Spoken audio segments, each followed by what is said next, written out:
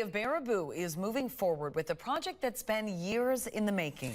By the fall of next year, the city hopes to have 2 new fire stations built. WMTV's Nicole Herzog was in Baraboo today to learn more about the projects. And Nicole, the city received a $24 million loan for the development. Yeah, that big investment comes as Baraboo's population is quickly growing. The city's fire department says the new stations will help them respond to residents faster while also keeping crews safer. Run out of room, basically. 2 minutes may not seem like a long time. Fires double in size every 2 minutes. But when you're rushing to save a life, every second matters. Still can take a little bit longer than we'd like to get to certain scenes. Right now, the City of Baraboo Fire Department says their current building makes it harder to make those seconds count. From tight spaces, There's catch hazards and there's just places that people can get injured. to a spread out layout.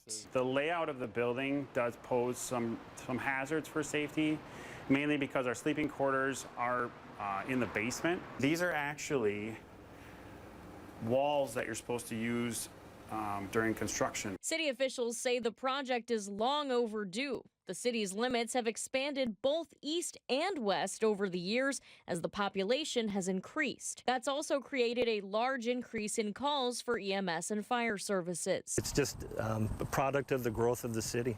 Standing where the new main station will be, Baraboo's city administrator says the city applied for the $24 million federal loan to keep both crews and residents safer. And as they did those studies, they found that there were certain areas within the city boundaries where they just would not be able to meet the response time needed to be able to properly respond to calls for fire service as well as EMS emergency services. The city received the loan through USDA's Rural Development Program, which helps rural areas build essential community facilities. It only makes sense to basically look at being able to make sure that we can respond in a way that's going to maintain the safety and protection for all the residents of Baraboo.